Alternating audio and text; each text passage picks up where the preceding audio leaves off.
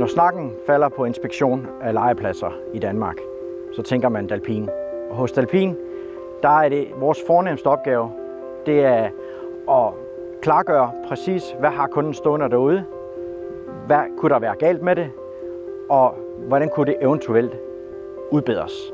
Det er meget vigtigt for os, at der er en stor tillid imellem os og vores kunder, at de ved, at vi har set det, vi skal, og vi har nævnt det, vi skal, og vi har klargjort for dem præcist, hvad det er, der er galt med deres produkter. Det første, også ved Dalphin, vi kigger efter, det er placeringen. Er der noget her, der ser helt forkert ud? Er der overlap af frirum og faldrum på redskaberne indbyrdes? Er områderne store nok? Er faldunderlaget udført korrekt? Vi laver droptest, så vi kan se, at faldunderlaget lever op til det, det skal.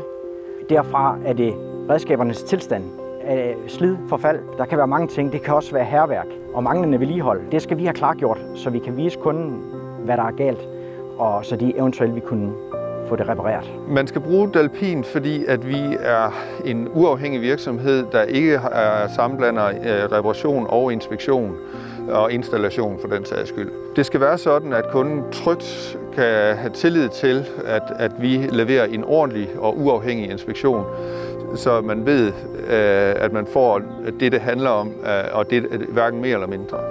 Det er uhyre vigtigt for os ved Dalphin, at de testmetoder, der er aftalt i EU, det er dem, der bliver brugt, og de bliver brugt korrekt. Fordi der kan komme et meget mudret resultat ud af, hvis man ikke tester korrekt med de forskellige stykker værktøj, vi har med ud.